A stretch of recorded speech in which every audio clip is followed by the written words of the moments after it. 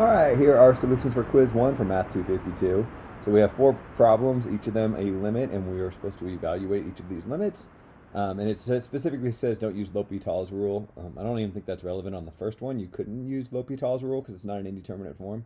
But on these future ones, I think you could have used it if we were already in 4.5, but this is supposed to just test 2.5. So anyways, this first one, we're supposed to evaluate the limit as x approaches negative 3 from the negative side. So you don't need to write this down, but maybe you're kind of thinking negative 3.000, bunch of zeros, however many you want, and then a 1. Right? That's what this notation means. The negative side, so think the left of the number line. So a little bit further left on the number line than negative 3. At any rate, if you change all the x's that you see, only 1 in this case, into negative 3's, well, then the bottom turns into a 0. And you're like, dividing by 0, I don't know how to evaluate that. Well, you kind of just have to think about what's going on. If we're a little bit more negative than negative 3, 3 plus that number would leave us very slightly negative. So we'd have a negative number. Maybe I shouldn't write it there. We'd have a negative number divided by a very slightly negative number. So a negative divided by a negative gives us a positive, and then a number that's not close to 0 divided by a number that is close to 0 tends towards an infinity. So in this case, the answer is going to be infinity. And if you want, you could say because something like this, negative 49 divided by 0 from the negative side, if that's what this notation means, tends towards infinity. But really, there's not much work you can show on this one, so just writing infinity would be great. On the second one, the limit as x approaches 3 from the positive side here. Well, if you try plugging 3 into both the top and the bottom, I think you'll get 0 divided by 0. So this is an indeterminate form for which L'Hopital's rule would apply if we were in section 4.5. But in 2.5, the way you were told to deal with these is to factor the denominator, and hopefully what will happen, definitely what will happen, is one of the factors will be an x minus 3, and you can cancel it with the 1 up on the top.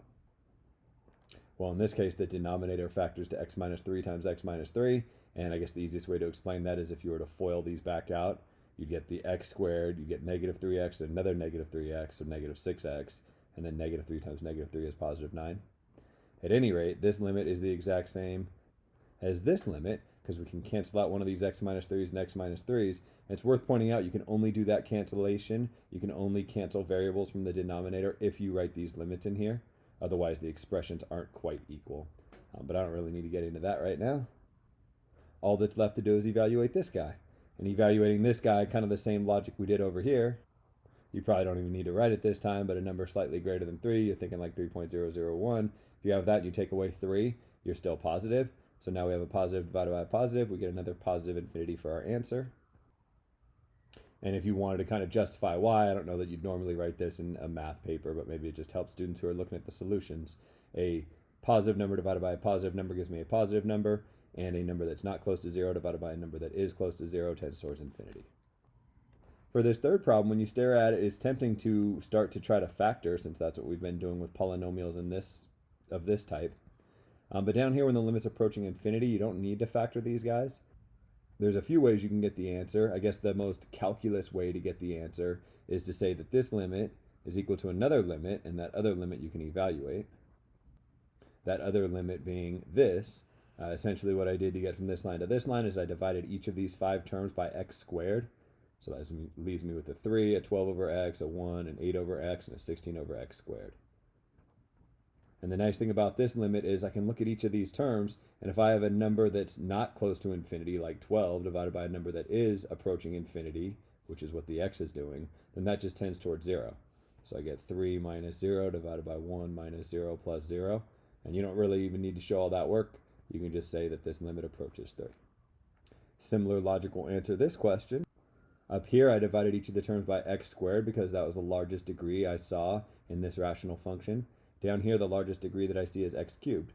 So I'm going to divide each of these 5 terms by x cubed. Doing so yields this little mess right here. The nice thing is 4 of these 5 terms will just approach 0.